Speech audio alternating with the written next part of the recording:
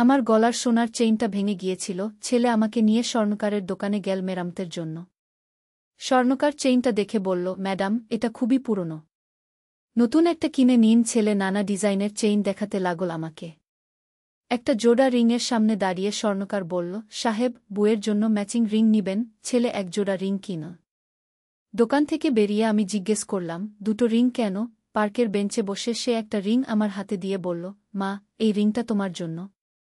আর এটা আমার রিংটা আমার আঙুলে পরিয়ে দিতে দিতে সে বলল, এই রিং যেমন গোল, তেমনি আমাদের ভালোবাসাও অসীম। মা, আমি তোমাকে শুধু মা হিসেবে নয়, একজন নারী হিসেবে ভালোবাসি।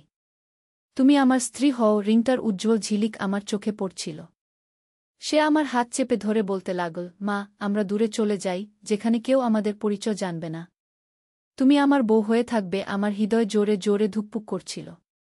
সন্ধ্যার আলোতে রিংটা চকচক করছিল। সে বলল, মা, উত্তর দাও। তুমি কি আমাকে বিয়ে করবে? এই গল্পটি সম্পূর্ণ শুনলে আপনাদের পানি অটোমেটিক বের হয়ে যাবে, সো যত দ্রুত সম্ভব হাতের কাছে টিস্যু নিয়ে বসে পড়ো। বিছানার চাদর যেন নষ্ট না হয় সেটা সম্পূর্ণ খেয়াল রাখার অনুরোধ জানিয়ে গল্পটি এখন শুরু করব।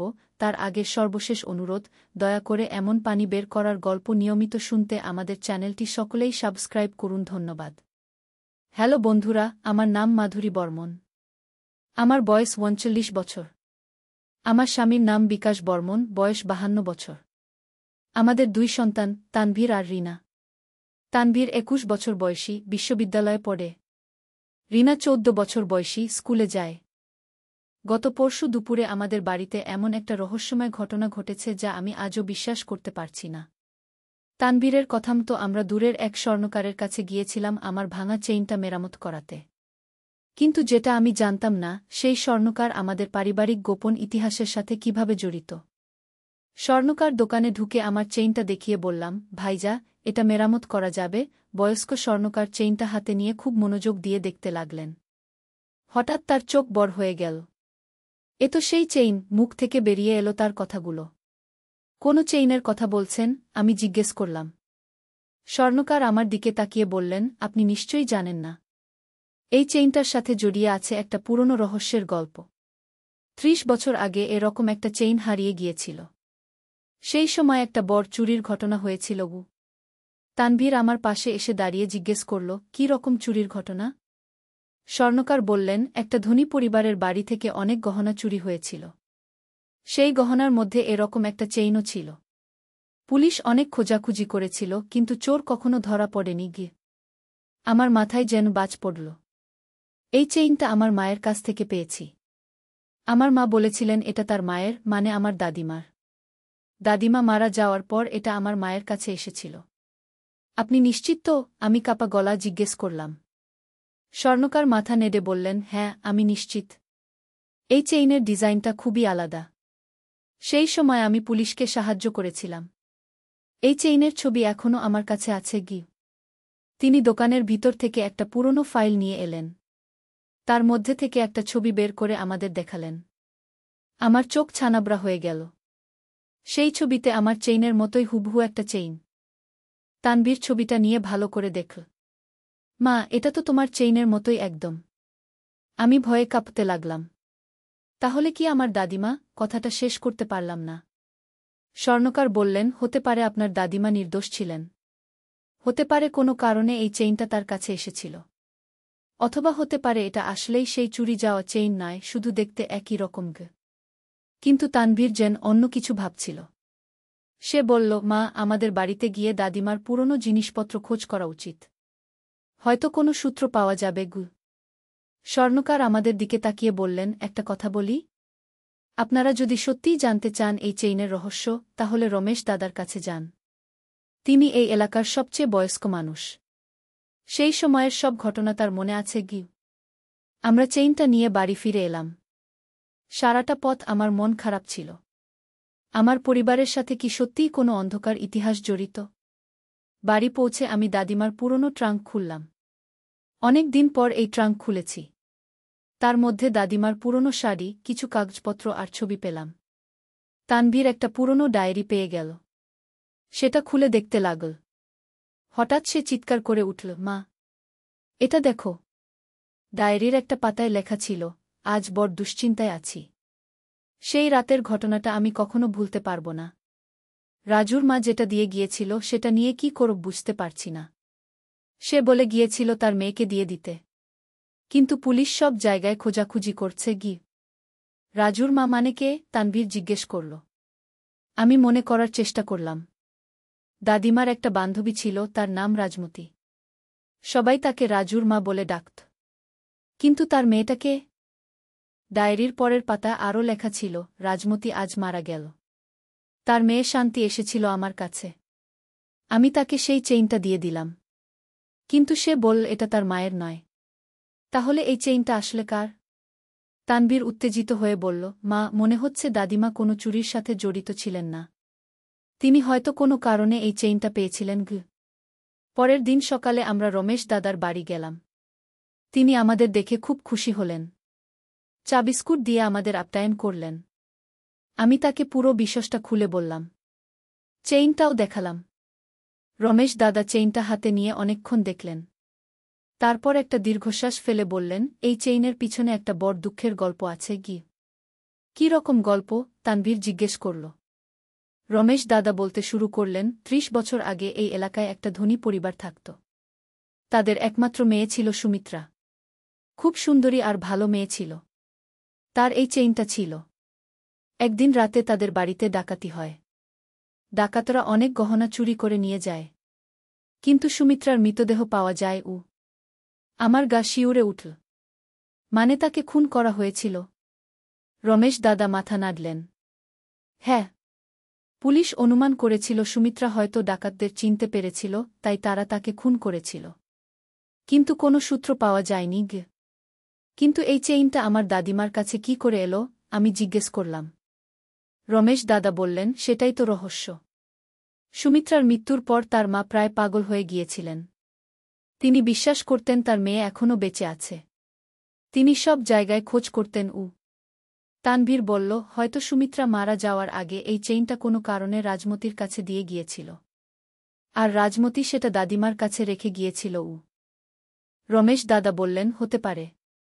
রাজমতি আর তোমার দাদিমা খুব ভালো বান্ধবী ছিল। হয়তো রাজমতি কোনো কারণে এই চেইনটা পেয়েছিল। আমরা বাড়ি ফিরে এসে আরও খোঁজাখুঁজি করলাম। দাদিমার পুরনো কাগজপত্রের মধ্যে একটা চিঠি পেলাম। সেটা রাজমতির লেখা। চিঠিতে লেখা ছিল, প্রিয় সখী, আমি মরবার আগে একটা কথা বলে যেতে চাই। সেই রাতে আমি সুমিত্রাকে দেখেছিলাম। সে আমার ঘরে লুকিয়েছিল। তার গায়ে রক্ত ছিল। সে বলেছিল ডাকাতরা তার বাবা-মাকে মেরে ফেলেছে। সে ভয়ে পালিয়ে এসেছিল। আমি তাকে লুকিয়ে রেখেছিলাম। কিন্তু পরের দিন সকালে দেখি সে মারা গেছে। হয়তো অতিরিক্ত রক্তক্ষরণে। আমি ভয় পেয়ে গিয়েছিলাম। ভেবেছিলাম পুলিশ আমাকে দোষারোপ করবে। তাই আমি তার মৃতদেহ ফেলে দিয়েছিলাম। তার চেইনটা রেখে দিয়েছিলাম। আমি মরবার আগে এই সত্যটা তোমাকে বলে যেতে চাই। আমরা নীরব হয়ে গেলাম। পুরো সত্যটা আমাদের কাছে পরিষ্কার হয়ে গেল। তানভীর বলল, মা, মানে রাজমতি আন্টি সুমিত্রাকে সাহায্য করার চেষ্টা করেছিল। কিন্তু সে মারা যাওয়ার পর ভয়ে সত্য লুকিয়ে রেখেছিল। আমি মাথা নাড়লাম। হ্যাঁ।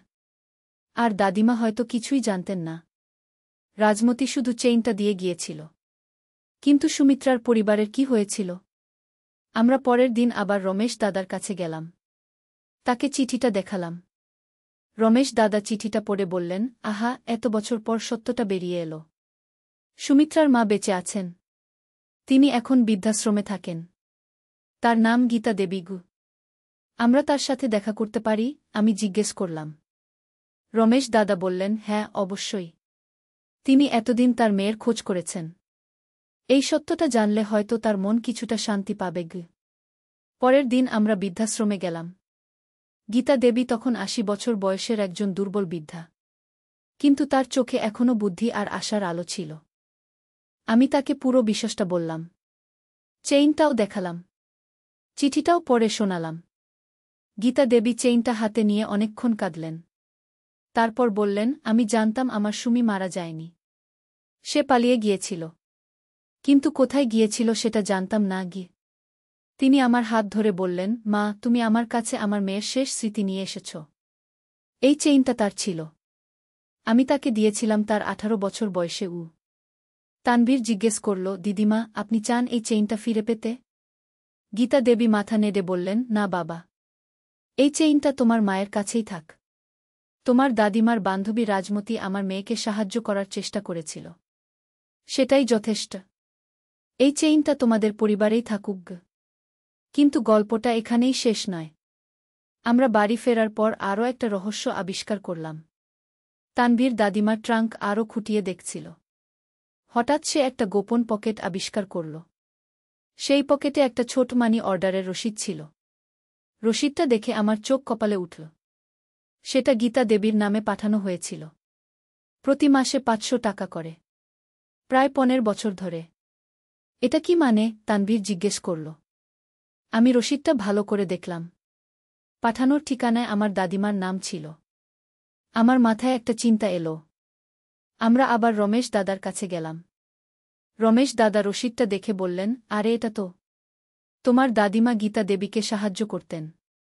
সুমিত্রার মৃত্যুর পর গীতা দেবীর অবস্থা খুব খারাপ হয়ে গিয়েছিল। তার স্বামীও মারা গিয়েছিল। তখন তোমার দাদিমা তাকে গোপনে টাকা পাঠাতেন। কিন্তু কেন গোপনে? আমি জিজ্ঞেস করলাম। রমেশ দাদা বললেন, তোমার দাদিমা জানতেন রাজমতি কিছু লুকিয়েছিল। হয়তো অনুমান করেছিলেন সত্যটা। তিনি নিজেকে কিছুটা দায়ী মনে করতেন। তাই গোপনে গীতা দেবীকে সাহায্য করতেন। এখন পুরো রহস্যটা পরিষ্কার হয়ে গেল।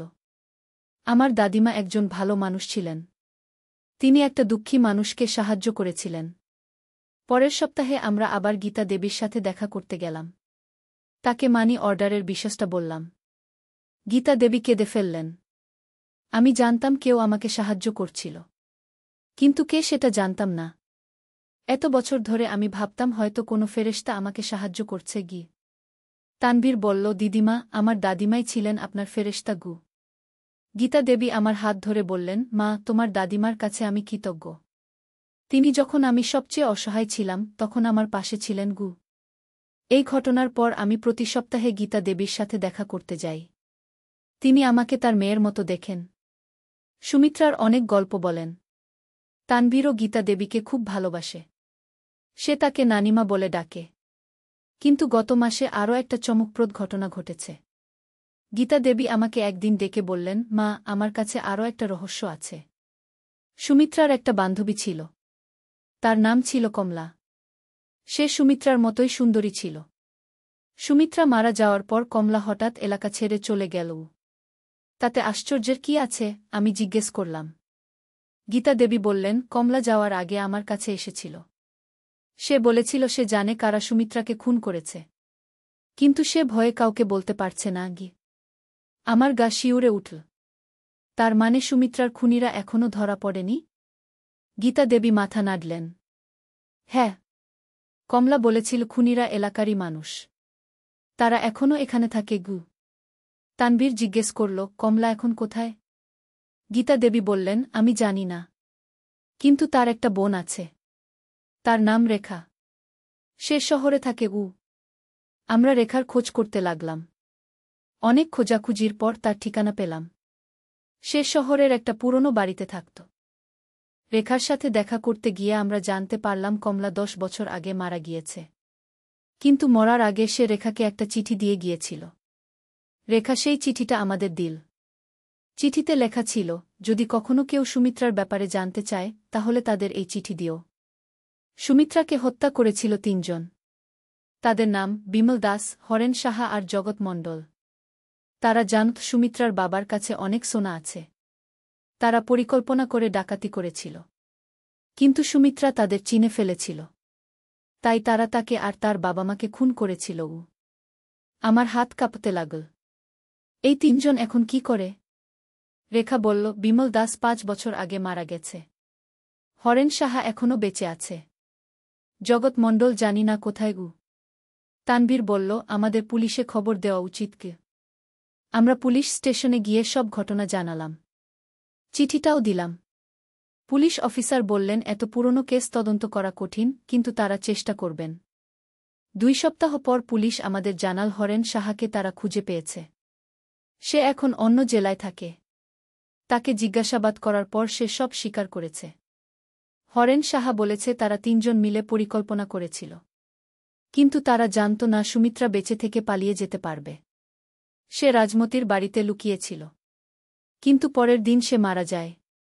জগৎ মণ্ডলও পরে ধরা পড়েছে। সে এখন জেলে আছে। গীতা দেবী এই খবর শুনে খুব খুশি হলেন। তিনি বললেন, অবশেষে আমার সুমির খুনিরা শাস্তি পেলগু। কিন্তু আমাদের রহস্যের গল্প এখানেই শেষ নয়। গত সপ্তাহে আরও একটা ঘটনা ঘটেছে যা আমি কখনো ভাবতে পারিনি। তানভীর একদিন আমাকে বলল, মা, আমি একটা স্বপ্ন দেখেছি। স্বপনে দেখলাম একটা মেয়ে আমাকে ধন্যবাদ দিচ্ছে। সে বলছে তার মায়ের খুনিদের শাস্তি হয়েছে বলে সে শান্তি পেয়েছে। আমি প্রথমে ভাবলাম এটা শুধু স্বপ্ন। কিন্তু পরের দিন গীতা দেবী ফোন করে বললেন তিনিও একই রকম স্বপ্ন দেখেছেন। আমরা দুজনে একসাথে রমেশ দাদার কাছে গেলাম। তিনি আমাদের কথা শুনে বললেন, এটা হয়তো সুমিত্রার আত্মার শান্তি। তোমরা তার ন্যায় বিচার করে দিয়েছ গু। সেদিন রাতে আমিও একটা স্বপ্ন দেখলাম। স্বপনে দেখলাম একটা সুন্দরী মেয়ে আমার সামনে দাঁড়িয়ে আছে। সে আমাকে বলছে, দিদি, আপনি আমার মায়ের সাথে থাকবেন। তিনি একা। আর আমার চেইনটা যত্নে রাখবেন গু। পরের দিন আমি গীতা দেবীকে বললাম আমি তাকে আমাদের বাড়িতে নিয়ে আসতে চাই। তিনি প্রথমে রাজি হলেন না। কিন্তু পরে রাজি হয়ে গেলেন। এখন গীতা দেবী আমাদের সাথেই থাকেন। রিনা তাকে খুব ভালোবাসে। সে তাকে ঠাকুরমা বলে ডাকে। আর সেই চেইনটা আমি এখনও পরি। কিন্তু এখন সেটা আমার কাছে শুধু একটা গহনা নয়। এটা একটা ইতিহাস। একটা পারিবারিক বন্ধনের চিহ্ন। মাঝে মাঝে আমি ভাবি আমার দাদিমা কত ভালো মানুষ ছিলেন। তিনি একজন অসহায় মানুষকে জীবনভর সাহায্য করেছেন। আর আমরা তার উত্তরাধিকার বহন করে চলেছি। গীতা দেবী এখন আমাদের পরিবারের একজন। তিনি আমাদের রান্না করে দেন, গল্প বলেন। তার চোখে এখন শান্তির আলো। তানভীর এখন আইন নিয়ে পড়াশোনা করছে। সে বলে ভবিষ্যতে সে ন্যায় বিচার নিশ্চিত করার কাজ করবে। সুমিত্রার ঘটনা তাকে অনুপ্রাণিত করেছে। রিনাও বড় হচ্ছে। সে গীতা দেবীর কাছ থেকে অনেক জীবনের শিক্ষা নিচ্ছে। সে শিখছে কিভাবে কঠিন সময়েও মানুষের পাশে দাঁড়াতে হয়। আমার স্বামী বিকাশও এই পুরো ঘটনায় অভিভূত। তিনি বলেন আমাদের পরিবারে একটা ভালো কাজের ধারাবাহিকতা আছে। প্রতিদিন সন্ধ্যায় আমরা সবাই একসাথে বসে চা খাই। গীতা দেবী সুমিত্রার ছোটবেলার গল্প বলেন। তিনি বলেন সুমিত্রা কত মিষ্টি মেয়ে ছিল। সে ভালো গান গাইতে পারত। ছবি আঁকতে ভালোবাসত। মাঝে মাঝে আমি ভাবি জীবনে কত রহস্য আছে। একটা ভাঙা চেইন আমাদের কত বড় একটা সত্যের মুখোমুখি করেছে। আমরা জানতে পেরেছি আমাদের পূর্বপুরুষরা কত ভালো মানুষ ছিলেন। এই গল্প আমাকে শিখিয়েছে সব সময় সত্যের পক্ষে থাকতে হয়। অন্যায়ের বিরুদ্ধে লড়াই করতে হয়। আর সব সময় অসহায়দের পাশে থাকতে হয়। আজ যখন আমি আমার চেইনটা দেখি আমি গর্বিত বোধ করি। এটা শুধু একটা গহনা নয়। এটা একটা ভালোবাসার চিহ্ন। একটা ত্যাগের প্রতীক। একটা সততার নিদর্শন। এই চেইনটা আমি আমার মেয়ে রিনাকে দেব। আর তার সাথে দেব এই পুরো গল্পটা। যাতে সে জানতে পারে আমাদের পরিবারের ইতিহাস কত সুন্দর। গীতা দেবী বলেন তিনি এখন সুখী। তিনি একটা পরিবার পেয়েছেন। আর সবচেয়ে বড় কথা তার মেয়ের খুনিদের শাস্তি হয়েছে। সুমিত্রার আত্মা এখন শান্তিতে আছে। এই গল্পের আরও একটা সুন্দর দিক আছে। আমাদের এলাকায় এখন মানুষজন একে অপরের বেশি যত্ন নিচ্ছে। সবাই বুঝতে পেরেছে পারস্পরিক সাহায্য কত গুরুত্বপূর্ণ। রমেশ দাদা এখন আমাদের ঘরের মানুষ। তিনি প্রায় আসেন। গীতা দেবীর সাথে পুরনো দিনের গল্প করেন। স্বর্ণকার যিনি প্রথম আমাদের এই রহস্যের কথা বলেছিলেন তিনিও এখন আমাদের বন্ধু। তিনি বলেন এত বছর পর একটা রহস্যের সমাধান দেখে তিনি খুশি। আর সবচেয়ে বড় কথা আমি এখন বুঝতে পারি যে প্রকৃত ভালোবাসা কী। আমার দাদিমা যেভাবে গীতা দেবীকে ভালোবেসেছিলেন সেটাই প্রকৃত ভালোবাসা। নিঃস্বার্থ সেবা। এই ঘটনার পর থেকে আমি নিজেও অন্যদের সাহায্য করার চেষ্টা করছি। আমাদের এলাকায় যে বৃদ্ধরা একা আছেন তাদের খোঁজখবর নিচ্ছি। তানভীর এখন একটা সামাজিক সংগঠন করেছে। সেখানে তরুণরা পুরনো অমীমাংসিত অপরাধের তদন্ত করে। সে বলে এরকম আরও অনেক সত্য আছে যেগুলো আলোর মুখ দেখেনি। আমার এই গল্প শুনে অনেকেই অনুপ্রাণিত হয়েছেন। তারা তাদের পরিবারের পুরনো রহস্য খোঁজ করতে শুরু করেছেন। একদিন একজন মহিলা আমার কাছে এসেছিলেন। তিনি বলেছিলেন তার দাদিমার কিছু পুরনো কাগজপত্র পেয়েছেন। সেখানে একটা রহস্যের ইঙ্গিত আছে। আমি তাকে সাহায্য করেছি সেই রহস্যের সমাধান করতে। এভাবে আমাদের ছোট্ট এই ঘটনা থেকে একটা বড় আন্দোলন শুরু হয়েছে। মানুষ এখন বুঝতে পেরেছে ইতিহাসের গুরুত্ব। তারা বুঝেছে পূর্বপুরুষদের কাহিনী জানা কত জরুরি। আজ যখন আমি এই গল্পটা শেষ করছি, আমার মনে অনেক কৃতজ্ঞতা। আল্লাহ আমাদের সঠিক পথ দেখিয়েছেন। আমরা একটা সত্যের সন্ধান পেয়েছি। একজন নিরপরাধ মানুষের ন্যায়বিচার করতে পেরেছি। গীতা দেবী এখন আমার সত্যিকারের মায়ের মতো। তিনি আমাদের পরিবারের সবচেয়ে সম্মানিত সদস্য। তার আশীর্বাদেই আমাদের পরিবার এখন আরও সুখী। এই চেইনটা এখন আমাদের পরিবারের সবচেয়ে দামি সম্পদ। এর দাম সোনায় নয়, এর দাম এর সাথে জড়িত ভালোবাসা আর ত্যাগের ইতিহাসে। আমি বিশ্বাস করি আমাদের এই কাহিনী অনেককে অনুপ্রাণিত করবে। মানুষ বুঝবে যে সত্যের জয় অবশ্যম্ভাবী। ভালো কাজের প্রতিদান অবশ্যই মিলে। আর সবচেয়ে বড় কথা, পারিবারিক বন্ধন কত শক্তিশালী। আমার দাদিমার একটা ভালো কাজ আজ আমাদের পুরো পরিবারকে আশীর্বাদ দিয়েছে। আমরা একটা নতুন পরিবারের সদস্য পেয়েছি। এই গল্প আমাকে শিখিয়েছে জীবনে রহস্য থাকতেই পারে, কিন্তু ধৈর্য আর সততার সাথে চেষ্টা করলে সব রহস্যের সমাধান পাওয়া যায়। আর মনে রাখবেন, একটা ছোট্ট ভালো কাজও পরবর্তী প্রজন্মের জন্য বড় আশীর্বাদ হয়ে থাকতে পারে। আমার দাদিমার মতো আমরা সবাই যদি কারো না কারো পাশে থাকি, তাহলে এই পৃথিবী আরও সুন্দর হবে।